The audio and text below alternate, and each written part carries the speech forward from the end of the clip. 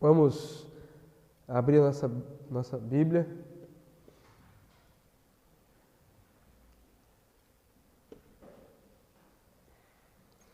Timóteo, 2 Timóteo, segunda carta. O apóstolo Paulo escreve a Timóteo, capítulo 4, versículo 1 ao 5. Deixa a sua Bíblia aberta aí, pode ficar sentado por enquanto, nós vamos ler daqui a pouco. Temos vindo numa pegada de falar sobre culto, sobre comprometimento com a participação no culto, sobre o envolvimento da igreja no congregar. Temos pregado a respeito dessa alegria de congregar, da adoração, do culto público, da ordem do culto público, o que a palavra de Deus nos ensina sobre isso. E eu tenho desejo, irmãos, de falar a respeito do que o culto tem de mais importante. O que há de mais importante no culto? Quando a igreja se reúne, o que não pode faltar? Se eu perguntasse para você aqui, o pastor Ruiter fez essa pergunta para a gente lá, está anotado no nosso caderninho, a respeito disso. Se eu perguntasse para os irmãos aqui, se vocês aqui se mudassem de cidade, fosse para outra cidade, que vocês procurariam numa igreja? Que vocês procurariam na igreja para vocês começarem a frequentar? E a segunda pergunta: o que não pode faltar nessa igreja que você está procurando para frequentar? De maneira nenhuma, pastor, se não tiver isso, não tem problema, aquilo também não, mas isso aqui tem que ter para mim. Que é um ministério de louvor bacana, uma música legal, os ministérios bem integrados. O que não pode faltar? E aí eu fico a pensar que muitas igrejas, elas perderam o que há de mais importante no culto. E por isso talvez o culto ou ficou um culto que é um show, ou então o culto ficou um culto que é seco. Um culto seco. Tem culto seco, irmãos. Vocês sabem que tem culto seco. Culto que você vai, chega e sai daquele culto talvez pior do que você entrou. Não acrescenta em nada. Não acrescenta em nada. É como se fosse um dever religioso que você cumpriu. Um desejo, você foi ali, bateu sua carteirinha e foi embora. E a ausência da pregação da palavra. A ausência do púlpito. A ausência da pregação. Igrejas que não têm se preocupado com a pregação. Agora se coloque de pé, vamos ler a palavra de Deus. 2 Timóteo, capítulo 4, versículo 1 ao 5. Diz assim, a palavra do Senhor: Conjuro-te, pois, diante de Deus e de Cristo Jesus, que há de julgar os vivos e os mortos na sua vida e no seu reino, prega a palavra, insta, a tempo e a fora de tempo, admoesta, repreende, exorta com toda longanimidade e ensino, porque virá o tempo em que não suportarão a sã doutrina, mas tendo coceira nos ouvidos, cercar-se-ão de mestres, segundo as suas próprias cobiças, e se recusarão a dar ouvidos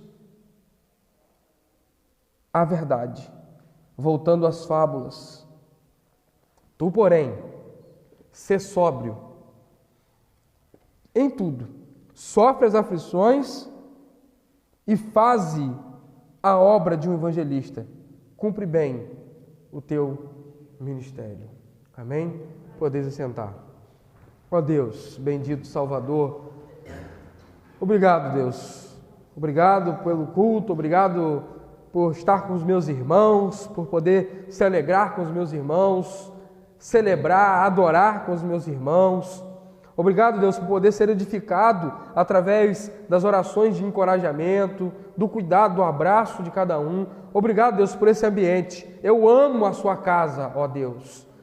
Eu amo os teus atos, ó Senhor. Eu amo estar na sua presença junto com os meus irmãos.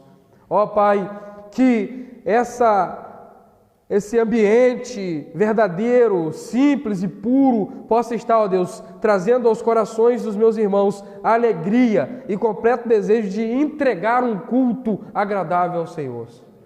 Deus, que não haja em nosso meio espectadores, pessoas que assistem ao culto, pessoas que são aqueles que vêm para ver o que vai acontecer no culto, mas que haja sempre em nosso meio um mesmo coração de que todos estão entregando um culto a Deus. Pai bendito, cuide de nossas vidas, de nossas famílias, abra os nossos ouvidos, o nosso coração, para que possamos ter a Tua preciosa palavra enxertada em nós, a fim de que ela produza frutos de arrependimento e nos conduza a viver de modo que Te glorifique, um viver piedoso, que edifica uns aos outros e que glorifica o Senhor, ó Deus. Em nome de Jesus nós oramos. Amém e amém.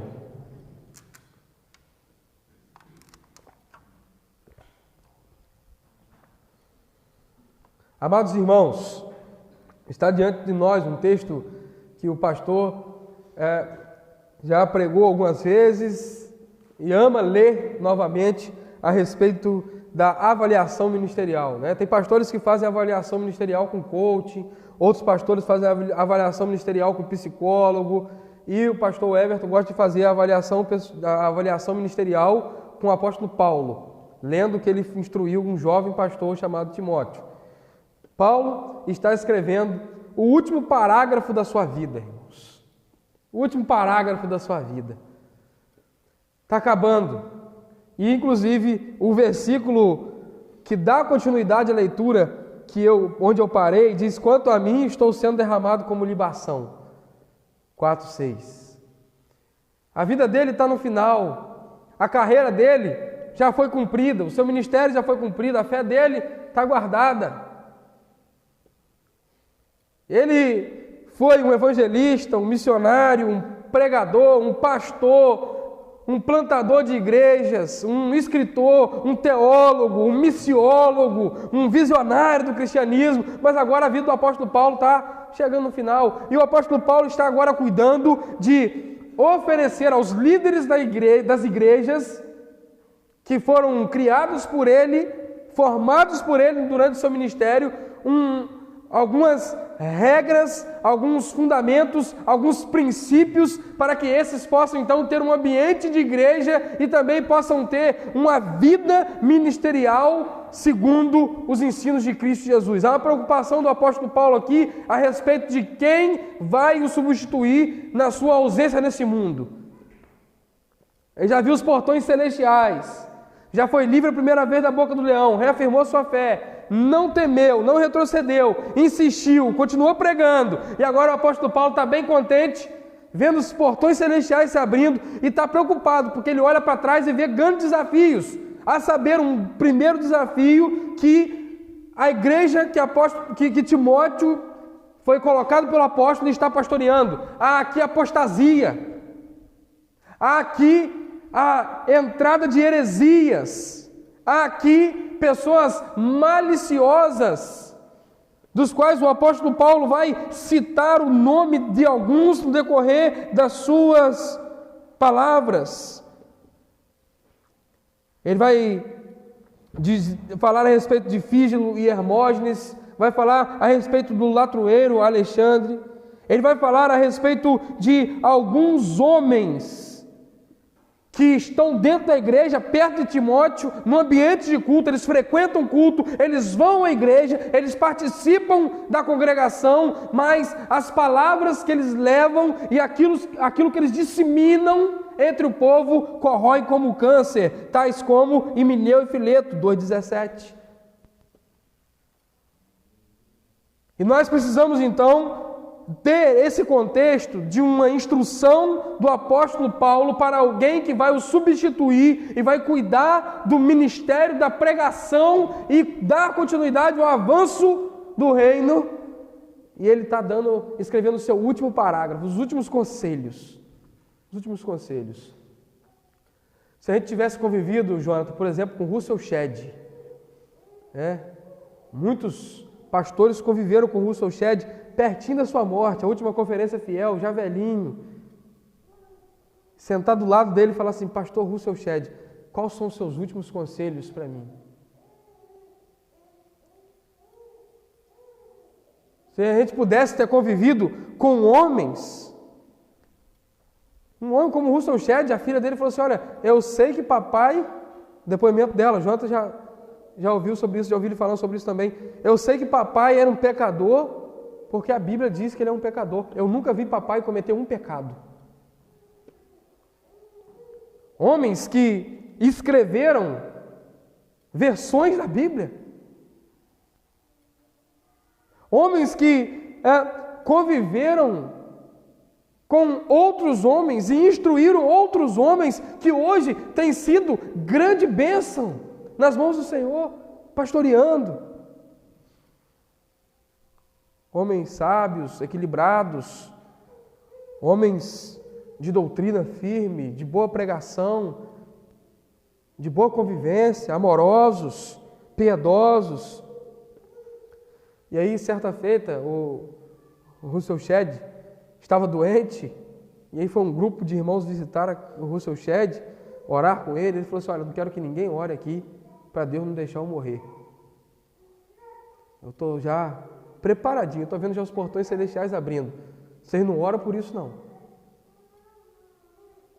Estou preparado.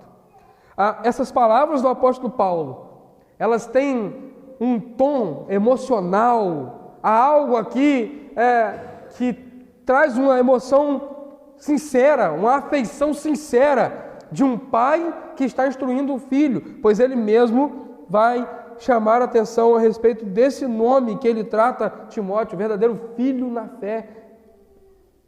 Desde quando se encontra com ele, começa a caminhar, traz ele junto, passa por algumas privações, provações juntos. E a propósito, lendo bastante Hebreus, chegou lá no capítulo 13 de Hebreus, o apóstolo Paulo está falando na sua despedida. Eu já estou falando que é Paulo que escreve Hebreus. Mas no seu finalzinho de Hebreus, a gente vai lendo, isso foi até natural, até não tinha planejado falar isso não. Mas no finalzinho da carta aos Hebreus, capítulo 13, versículo de número 23, está escrito bem assim: sabei que o irmão Timóteo já está em liberdade, com o qual, se ele vier depressa, vos verei. Então, aqui, o que está acontecendo? Por que você está citando isso? Eu estou citando isso que algumas cadeias Timóteo também enfrentou. E dado, só um parênteses teológico aqui, dado a datação da escrita da carta aos Hebreus, 70 depois de Cristo, dado a datação da escrita da segunda epístola de Timóteo, 68 depois de Cristo, e dado a datação da escrita de Filipenses, que foi por volta de 62 depois de Cristo, nós vamos encontrar mais ou menos um panorama de um pedaço da prisão do apóstolo Paulo ter sido enfrentado por Timóteo também. Fecha parênteses. Depois vocês estudam sobre isso, tá? Tem turma que gosta aí, eu sei que gosta, fica anotando aí para depois conferir. Dá uma olhada aí. Então, irmãos, o que está acontecendo aqui? Timóteo, você vai ocupar meu lugar. Estou passando o bastão da fé para sua mão. E eu vou fazer a última instrução para você, Timóteo. E aqui, o versículo 1 do capítulo 4, quero olhar para o texto rapidamente com os irmãos e ponderarmos a respeito daquilo que o texto está nos propondo, a respeito de o que é mais importante no ministério pastoral, no ministério de uma igreja, na vida de uma igreja, e o que se isso for perdido, está tudo em jogo, tudo em xeque. Ele está dizendo: conjuro-te, pois, diante de Deus e de Cristo Jesus, que há de julgar os vivos e os mortos na sua vinda e no seu reino. Há aqui um juramento feito sobre Timóteo, com Timóteo, diante de Deus. Há aqui, irmãos, um tom, e observe que o tom dessa carta é um tom de exortação e encorajamento. Mas aqui no capítulo 4, O apóstolo Paulo, ele dá mais uma apertada na porca e diz: olha, Timóteo, eu estou diante de você fazendo um juramento, diante de Deus fazendo um juramento. Eu estou te colocando diante do Senhor para cumprir o seu ministério.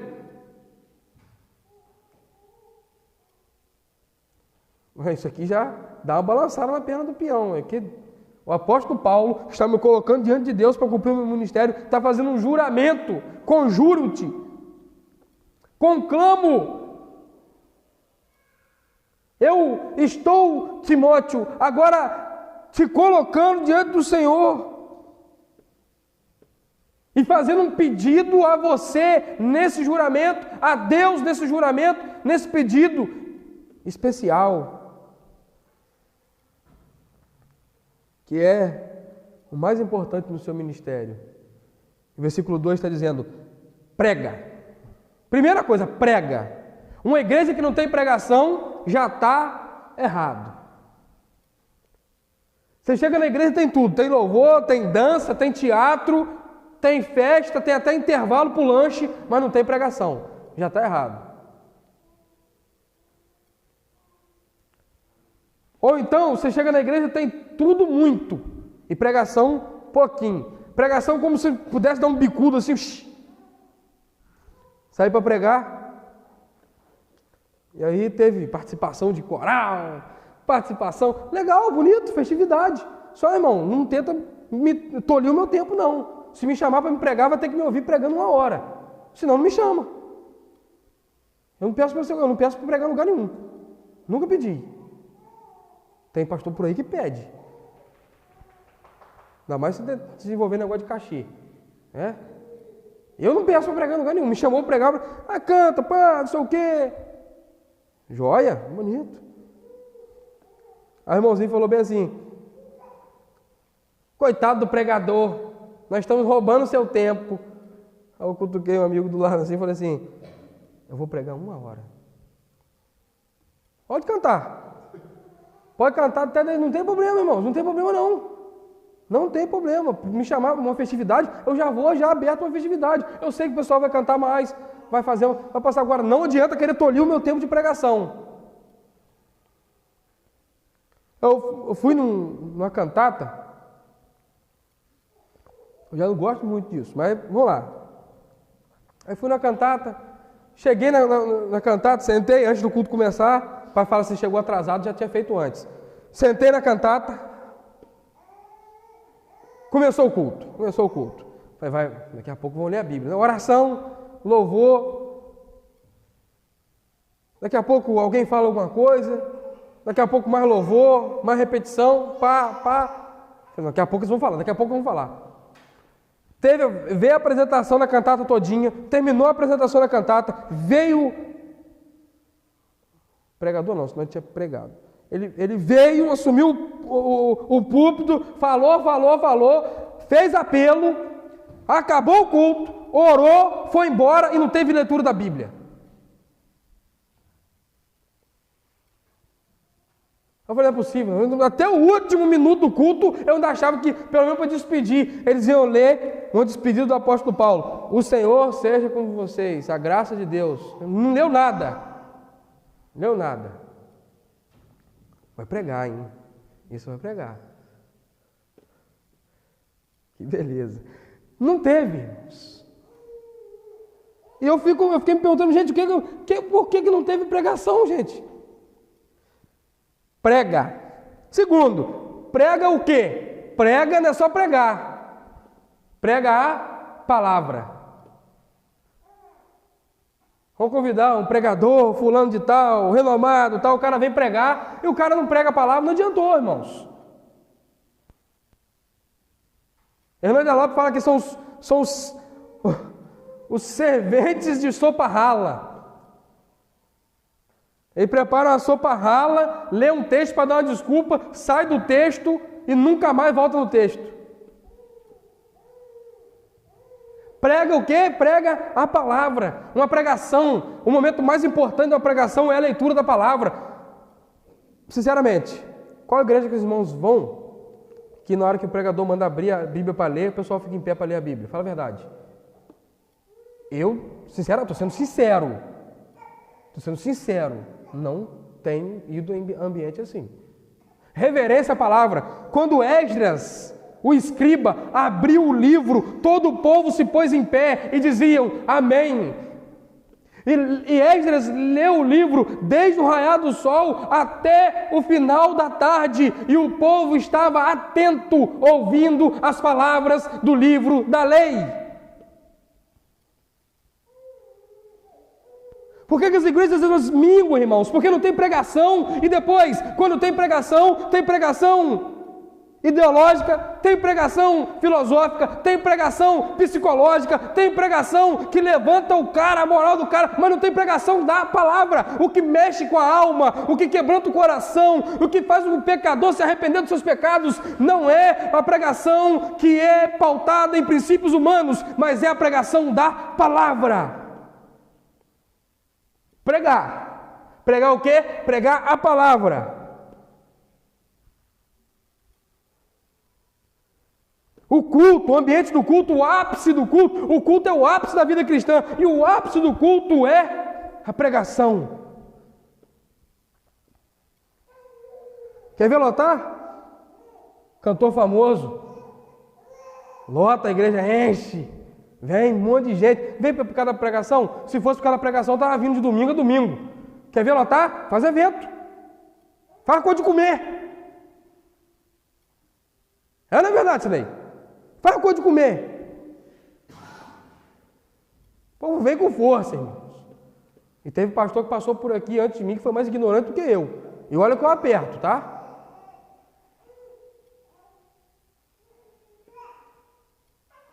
Faz coisa de comer. Toma, venha, pô. Sai lá. Rapaz, eu lembro direitinho, primeiro aniversário da igreja que eu estava aqui. Fizemos uma festividade, e eu não acho errado não, tá, irmãos? Fazer mesmo, a gente gosta de comida, tem que fazer com fartura, igual a gente sempre faz. Aí fizemos uma festividade aqui, meu irmão começou a botar gente, eu estou meio ensinei, falei assim, Ney, isso tudo de gente mora aí pra cima. Você falou assim, rapaz, bora gente, precisa buraco, corri pra caramba, rapaz. Gente de tudo, saiu gente de tudo quanto é lugar. Eu acho que o cara não saía da toca, já tinha mais de ano. Turma veio, rapaz. Na próxima vez, eu vou mandar falar que tem, na hora que chegar aqui não vai ter nada. E outra coisa, eu vou fazer o quê? Jota, canta uma música só, eu vou entrar rasgando. Uma música só. Chama a turma, né? Festa, vai ter um boi no rolete. Vai ser a mentira mais estratégica e mais evangelística que a gente vai pregar na vida da igreja. Tá bom? Ó, vai ter bezerro. Ó, o pastor falou que vai fazer bezerro no rolete.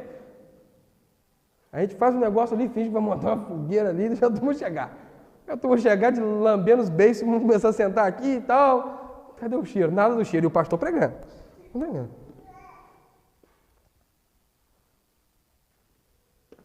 Irmãos, prega a palavra. Não é evento. Não é o show. Não é a personalidade gospel. Não é o famoso, não é o dono de revelações e que faz de gente criar dentro de ouro. É a pregação da palavra. O ápice do culto é isso, irmãos. Prega a palavra. Agora, ele vai trazer mais uma orientação ainda nesse versículo. Pregar o quê? E pregar quando? Prega insistindo a tempo e a fora de tempo. A tempo e a fora de tempo. Quando pregar? Sempre. Culto de oração, pregação.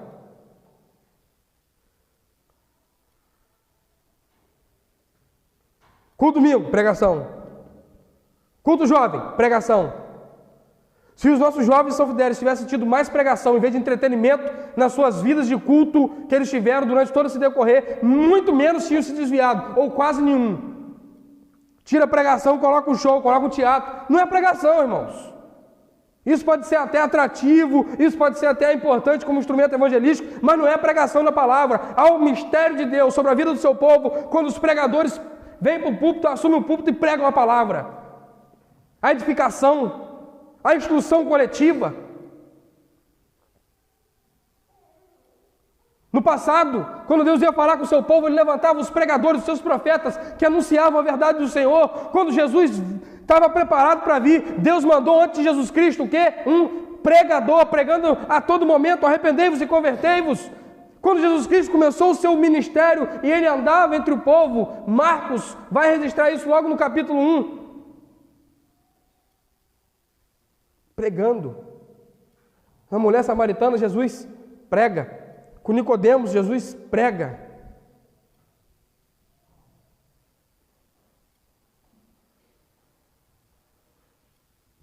Com as criancinhas, Jesus prega.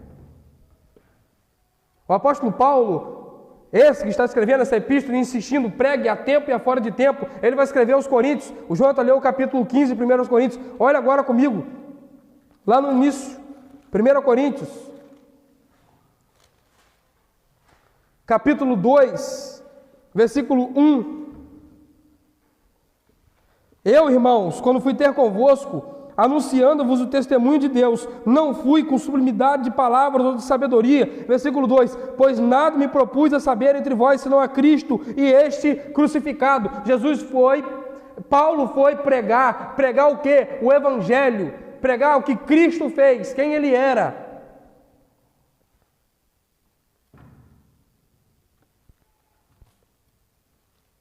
Em tempo e fora de tempo, o tempo todo, pregação.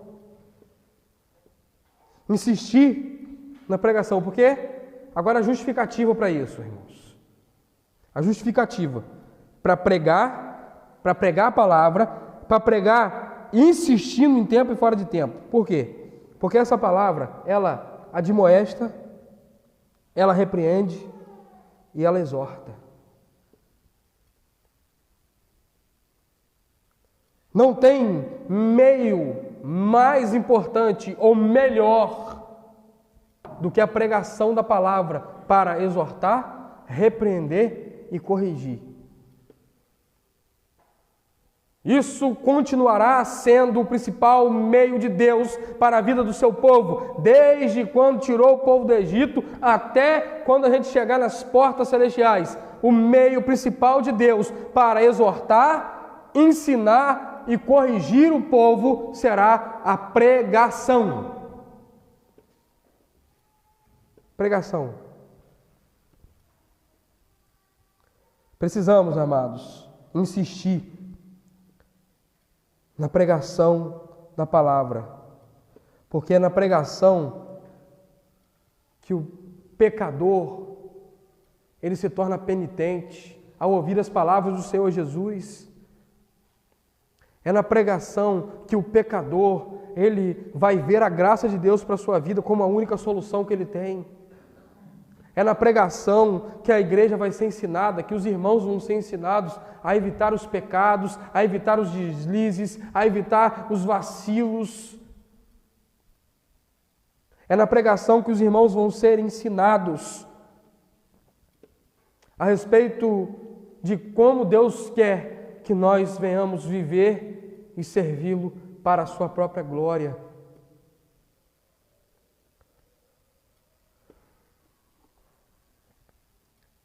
E chegará o tempo, e agora vem a dobradiça do texto. A dobradiça do texto. Observe que antes o apóstolo Paulo está orientando a respeito daqueles que vêm de fora, atacam com as suas heresias,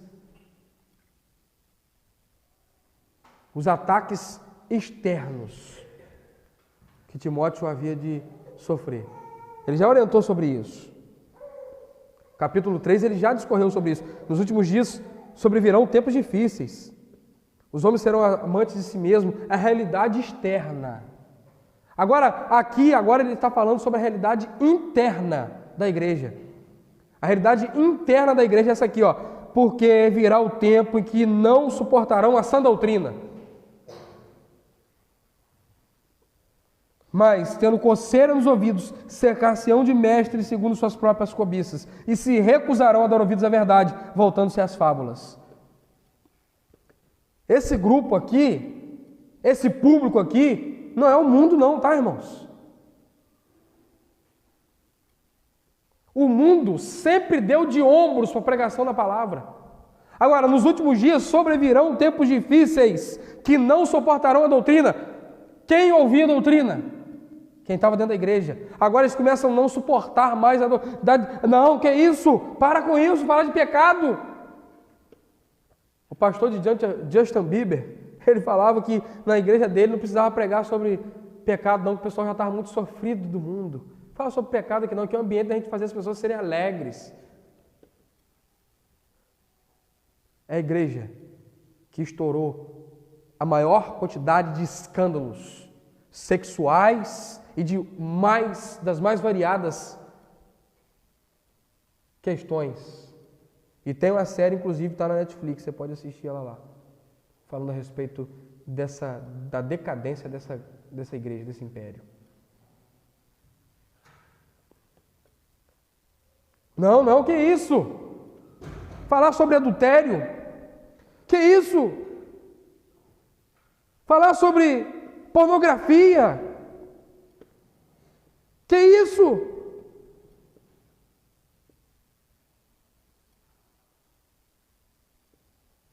As pessoas já estão sofridas. Se elas quisessem ouvir alguém falando sobre isso, elas iriam no psicólogo tratar a doença delas. E aí, eles tiram o pecado de ação. Não existe pecado, existe doença. Adultério é o quê? Uma doença, é a compulsão do sexo. Masturbação? Não é pecado também não, fica tranquilo. Não, que é pecado nada. É conhecer o corpo. É treinar os hormônios. É se preparar para quando tiver um casamento, saber como que vai lidar, como que vai reagir, como que vai ter as emoções sexuais. Você pode ficar doente se você não fizer.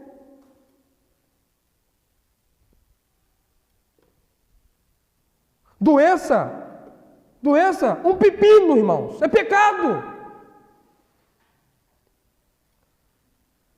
E pecado se combate pregando a palavra. Sabe como é que junta as coceiras no ouvido? É pecadinho. Pecadinho aqui, pecadinho lá, pecadinho. Pecado escondidinho aqui, pecadinho escondidinho lá. Ninguém combate os pecados, ninguém prega a verdade. E aí o que acontece? Se domina pelo pecado. E aí quando fala a verdade é que está errada. Que é isso, pastor? Já passei em tanta igreja e sempre fui assim. Tem um monte de crente antigo e são fidelis, que são travas para o avanço do cristianismo e são fidelis, que estão tendo esse discurso o tempo todo que eu converso com eles sobre a realidade de pecados que eles cometem. Pastor, nenhuma igreja que eu passei até hoje falou sobre isso, que é pecado. Por que agora o Senhor, um pinto novo da roça, está falando que é pecado? Eu vou baixar a Cristo para você, pastor? Não baixa para mim não, baixa para Cristo, baixa para a palavra de Deus, porque pecado é pecado e tem que ser combatido com a pregação do santo evangelho do Senhor Jesus Cristo. Por quê? Se não, junta coceira, comichões, tranca os ouvidos. E aí quando parece um pastorzinho da roça, simples, humilde, de uma igreja pequenininha, pregando o santo evangelho, pode parar, bestado. Vamos tolerar a voz que clama no deserto, porque é a palavra do Senhor. Vai juntar comichões no ouvido? Vai escolher os seus líderes? Eu lembro de uma ocasião que eu estava no Jardim do Senhor. Fizeram um complôzinho ali para o Everton não vai ser nosso líder mais não. O que o Everton fazia? O Everton juntava a turma para pregar a palavra, irmãos. Não que vai ser meu líder. Palavra, o evento. E a festinha? Festinha do pijaminha de adolescente e jovem. Hein? Que isso? E a festinha? E a bobicinha? E a festa junina da igreja? A gente insistia com isso. Insistir. Não, isso não, é palavra, culto, pregação. Aí fizeram lá um movimentozinho, vamos tirar ele. Aí o irmão antigo, depois que viu acontecendo tudo, e tiraram, tá? Acontecendo tudo, chegou para mim assim, é a primeira vez que eu vejo jovem escolhendo quem que vai liderar eles. Cresci na igreja e sempre os pastores colocavam jovens líderes sobre mim, que eu tinha que me submeter a eles, querendo ou não. Já é uma realidade, tá, irmãos? O que eu estou contando, falando isso por quê? Já é uma realidade de comichões. E por que nós temos que pregar, insistir em pregar, e a tempo e a fora de tempo? Por um motivo. Primeiro, para que não juntemos comichões em nossos ouvidos. Façamos a manutenção diária, contínua da igreja, pregando a palavra vai arrancando, vai limpando. Às vezes quando eu estou com fone assim, tal, aí o fone parece que está meio baixo demais, eu não gosto de negócio de cotonete, para mim isso aí é uma desgraça que inventaram. Em vez de limpar, vai empurrando cera para dentro do ouvido, daqui a pouco está colando no nosso cérebro, lá o cérebro está lento, não está funcionando, e a gente está achando que está limpando. O que eu faço? Pera lá, vou lá, pego um sorinho, jogo, dou uma sacolejada, e tiro, limpei. Esse negócio é furado, negócio de cotonete, toma cuidado com isso. Para não juntar, irmãos, para não tapar nossa audição espiritual, a pregação da palavra limpa os nossos ouvidos, não carnais, não físicos, mas os ouvidos do nosso coração, para que nós não venhamos nos enrijecer, nos endurecer, mas para que a palavra venha sempre estar nos polindo, nos lapidando, nos limpando. Como purificará o jovem o seu caminho? Observando segundo a sua palavra.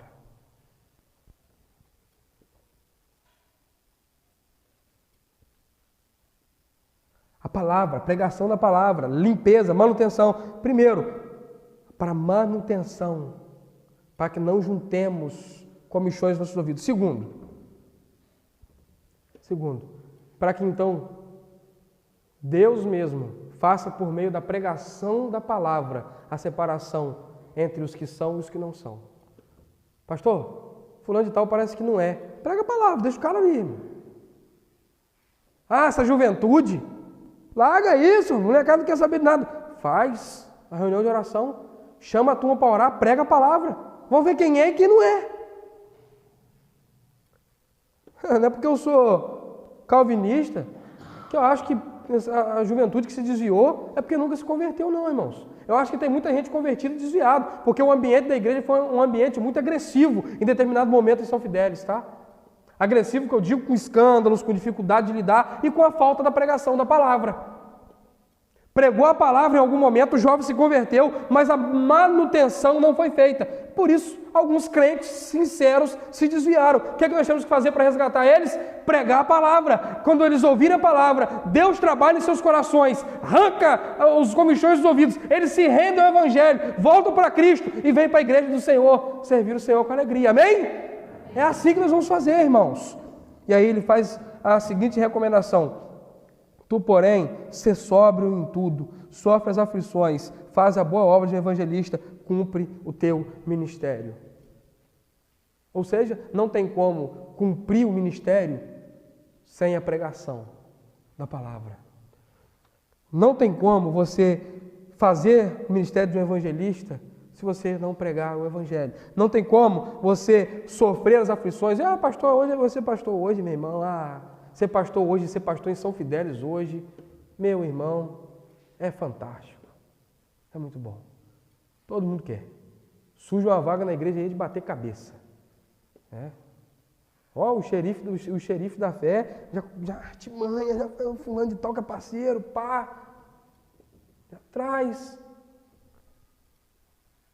Bom, salários exorbitantes, comodidade danada, casa por conta da igreja, gasolina e às vezes até o carro por conta da igreja, um salário que não tem nenhum que ganha menos de 7 salários mínimos. E outra, bate na porta dele lá no meio da noite para ver se ele vai te atender. Marca a minha secretária, irmão. Pastor, uma irmãzinha da igreja, história que a própria pessoa, uma irmãzinha da igreja está passando por necessidade, precisa fazer uma cirurgia, é de emergência. O que o senhor pode fazer para ajudar? Olha, irmãos, aqui na igreja nós não podemos fazer isso não. Sabe por quê? Se fizer para um, vai ter que fazer para todo mundo. Que isso, irmão? Arranca uma beiradinha da sua conta poupançuda e vai lá e ajuda a pessoa, cara. Para com isso, irmãos. Muito fácil. Isso não é sofrer as aflições do ministério. Só sofre a aflição do ministério quem prega a palavra. Tempão na igreja já, vou mexer com esse pecado nada, larga isso quieto. Estou terminando de formar meus filhos na faculdade, já estou quase aposentando. Não, que é comodidade. Não, olha o que ele está falando. Tu, porém, ser sóbrio em tudo. E faz o quê? Se deleite. Se deleite. Fique tranquilo no seu apartamento. Fique tranquilo aí, Timóteo, na sua zona de conforto. Não, tu, porém, ser sóbrio em tudo, sofre as aflições.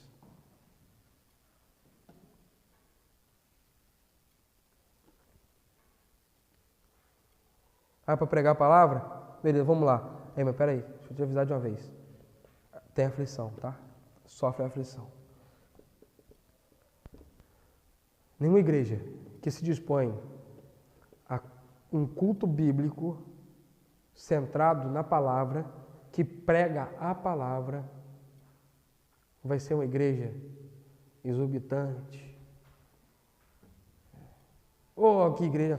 Meu irmão, de um tempo para cá, comecei a perceber que muitos segmentos, até mesmo dos batistas em São Fidélis, estavam me tendo como um pastor queridinho. E eu comecei a ser crucial em alguns assuntos com eles, batendo só naquelas questões que eles estavam sempre guardando quietinho, sem ninguém mexer. Comentando. Pá. Sabe por quê, irmãos? Eu não fui chamado para ser o pastor queridinho, não. Eu fui chamado para ser o pastor que prega a palavra. E eu sei que pregar a palavra vai gerar conflito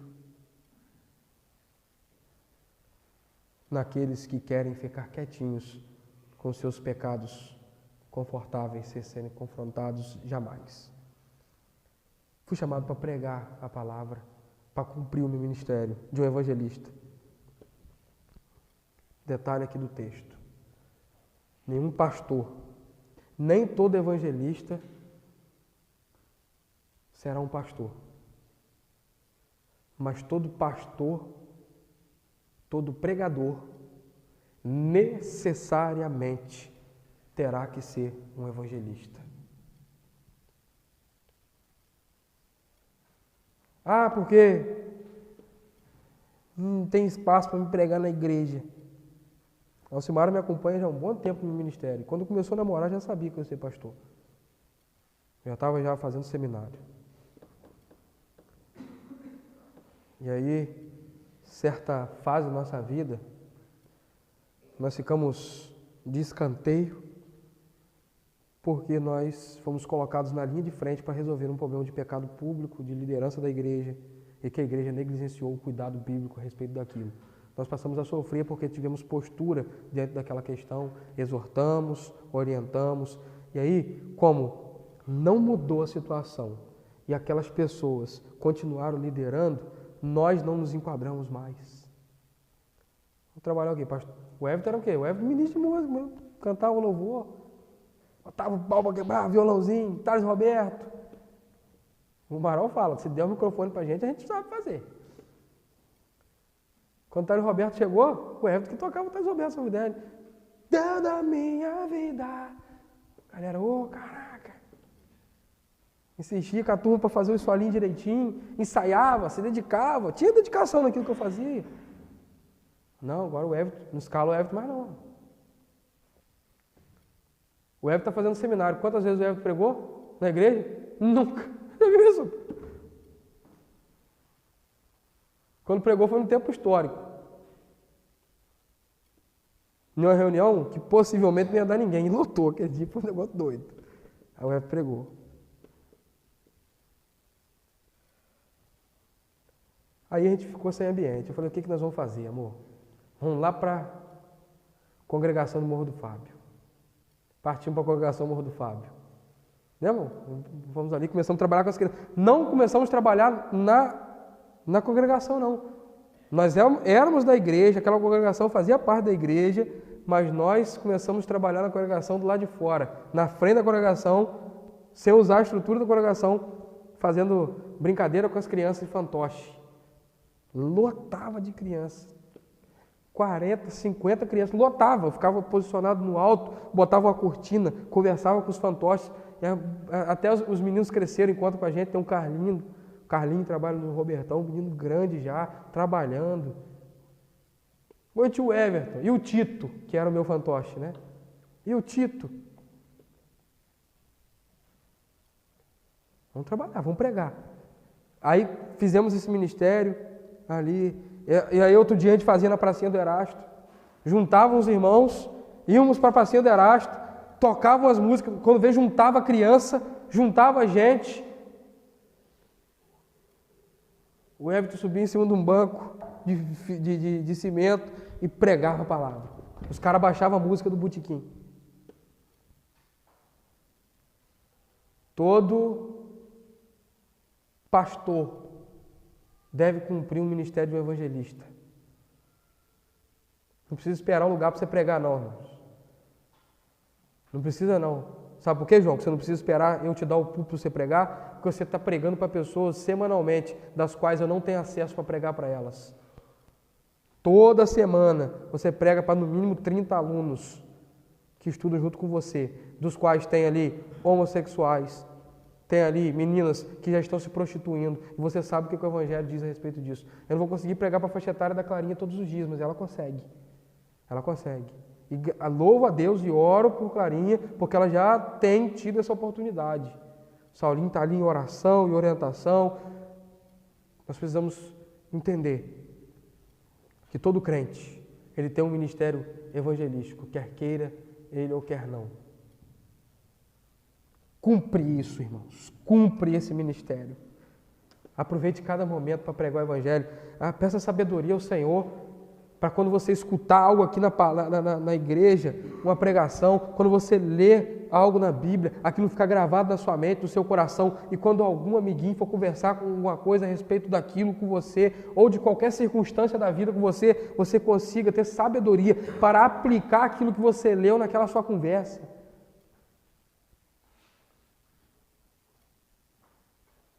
Irmãos, quero orar para que no nosso culto, na nossa igreja, nunca falte a pregação da palavra, a pregação da palavra em todo momento. Quero orar para que Deus desperte pastores e são fideles, para que preguem a palavra. Pare de se ancorar em muletas atrativas para a juventude, para a terceira idade, eventos. Pare de se apoiar nessas muletas miseráveis. E ancore sua vida na palavra de Deus e preguem a palavra de Deus. Oro para que as igrejas de São Fidélis sejam revitalizadas ao começar pelos púlpitos e preguem a palavra. Oro para que Deus levante homens e mulheres que vão orar continuamente para que Deus coloque a sua palavra na boca do pastor, para que o pastor continue pregando a palavra. Se comprometa comigo, irmão, se comprometa com a igreja, se comprometa com o seu ambiente de culto. Saia de casa orando pelo Senhor. Deus, fale ao meu coração, fale na vida do pastor, faz o seu culto doméstico e peça, Senhor, dê palavra de sabedoria ao pastor, capacite, encha com o seu Espírito Santo, pede o Senhor para me encher com o Espírito Santo, irmão, para encher o Jonathan com o Espírito Santo. Pede para que Deus possa nos encher com o Espírito Santo, para que nós venhamos pregar pregações completamente umedecidas pelo óleo de Deus, e essas pregações caiam como um orvalho sobre a vida do seu povo e venha limpar o pecado, fortalecer a fé, encorajar os irmãos, dar direção para os irmãos, capacitar os irmãos, converter o coração do perdido. Ore, irmãos, se dedique com isso junto comigo, irmãos. Aqui estão as palavras do Senhor para a vida da igreja. Pregue a palavra, pregue a todo tempo e continue insistindo na pregação, cumprindo o ministério que Cristo deu. Feche seus olhos. Quero convidar aqui o Jonathan para estar orando, encerrando o culto. O meu púlpito é o púlpito do Jonathan. O meu pastoreio é o pastoreio do Jonathan. E tudo, exatamente tudo, de ministério pastoral, de pregação da palavra, sempre vai passar pelo viés de Deus a respeito sobre a minha vida e a vida do Jota. Então ele vai estar orando, clamando ao Senhor que essa palavra venha primeiro mexer comigo e com ele, depois com a igreja todinha. Em nome do Senhor Jesus. Vem cá, Marão. Oremos. Deus, nós nos lançamos aos seus pés, ó Deus, nessa hora. Ó Deus. Reconhecendo, ó Deus, a nossa incompetência. Meu Pai, somos tão falhos. Reconhecendo a nossa incapacidade, ó Deus. Reconhecendo a nossa inabilidade, ó Deus. Mas também, ó Deus, reconhecendo a sua grandeza, o seu poder, a sua majestade, ó Deus, a sua soberania, o seu governo sobre o seu povo, sobre a sua igreja e sobre as nossas vidas. E é reconhecendo isso, ó Deus, que nós nessa hora humildemente clamamos ao Senhor. Amém, Deus. Que o Senhor nos capacite, que o Senhor nos habilite, que o Senhor nos erga e nos levanta, ó Deus, com coragem e com autoridade, cheios do poder do Espírito Santo de Deus, para pregar a sua palavra. Amém, Senhor. Porque sabemos, ó Deus, que nós não podemos, ó Deus, não temos essa competência, não temos esse poder, ó Deus, de converter o coração dos pecadores, de trazer vida àqueles que estão mortos nos seus delitos e pecados, ó Deus, pois só Tu tens as palavras de vida eterna, e nós suplicamos ao Senhor, ó Deus, capacita-nos, encha-nos, encoraja-nos, ó Deus, levanta-nos, ó Deus, fortaleça-nos, ó Deus, ajuda-nos, ó Deus, a pregar a Sua palavra. Amém, Senhor. Ó Deus, proteja os nossos corações, o coração da Sua igreja, contra toda vaidade, todo orgulho, toda soberba, Deus, todo sentimento de autoconfiança, Deus, de acharmos, ó Deus, que pelo fato de que o Senhor nos ter investido de talentos, de dons, ó Deus, que nós somos algo, ou que nós somos alguém, ó Deus. Nós continuamos sendo nada e nem ninguém. Amém. E por isso, ó Deus, que eles, ao ouvir a Sua palavra, proferida através das nossas bocas, dos nossos lábios, eles reconheçam que o Senhor é tudo. Amém, Senhor. Que o Senhor é Salvador. Aleluia. Que o Senhor é Salvador. Ó Deus, nós suplicamos ao Senhor. E não somente a nós, ó Deus, que pela Sua graça e pela Sua misericórdia fomos colocados como líderes, ó Deus, do povo do Senhor nesse lugar, ó Deus. Mas nós suplicamos pelo Seu povo que está sentado no banco. Ó Pai. Que eles também assumam a responsabilidade de pregar a Sua palavra, ó Deus. Amém. Pregar a Sua palavra, ó Deus, mesmo cozinhando na sua cozinha. De pregar a Sua palavra, mesmo consertando as cercas. Mesmo cuidando do gado, ó Deus. Mesmo sentado nas cadeiras da sua escola, ó Deus. Mesmo sentado nos bancos da universidade, ó Deus. Amém. Mesmo no seu seio familiar, ó Deus, que eles se levantem, ó Deus, nesses lugares, no nosso cotidiano, também para pregar a palavra, Deus. Ó Santo Deus. E pregar a palavra com fidelidade, ó Deus, com sinceridade de coração, ó Deus. Ó Deus, com espírito de amor, de mansidão, sobriedade, ó Deus. Mas em todo o tempo, preocupado, aproveitando as oportunidades, preocupados em pregar a Sua palavra. Ó Deus, que o Senhor seja com a nossa comunidade e nos ajude a voltarmos, ó Deus, a sermos o povo do livro, Amém. o povo da palavra. Ó Deus, que a despeito das dificuldades, ó Deus, que a despeito dos empecilhos, ó Deus, que a despeito do descrédito, da zombaria, ó Deus, que a despeito do pouco recurso, ó Deus, ó Deus, nós suplicamos ao Senhor, ó Deus, que o Senhor faça obra em nosso meio, que o Senhor avive o Seu povo, ó Deus, avive a Sua obra, Senhor. Amém. Aviva a Sua obra, Senhor. E sabemos que o avivamento vem quando o povo se quebranta diante do Senhor e se levanta para pregar a Sua palavra, Deus. Por isso, ó Deus, nos ajude e nos use, ó Deus, como instrumentos nas Suas mãos. Nesse tempo que estamos aqui, ó Deus, que nós não venhamos nos acovardar, nem retroceder, ó Deus, mas venhamos continuar a avançar na pregação do Evangelho do Senhor Jesus. Que o Senhor possa encorajar, ó Deus, os nossos irmãos e as nossas irmãs. E que a cada dia o Senhor possa levantar, ó Deus, homens aptos, capazes, ó Deus, para liderar o rebanho do Senhor e pregar a sua palavra. Amém. É no nome de Jesus que nós oramos, ó Deus, reconhecendo que nós não somos nada, mas reconhecendo que o Senhor é tudo sobre nós. E que é a sua palavra, que é a nossa única regra de fé e prática, que dirige as nossas vidas, ó Deus.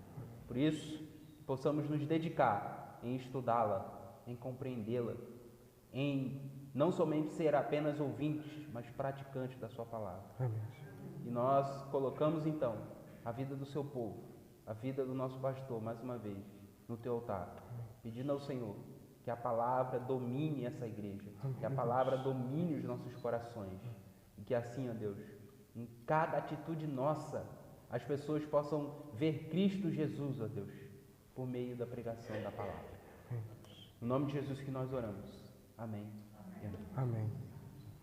Amém, amados irmãos.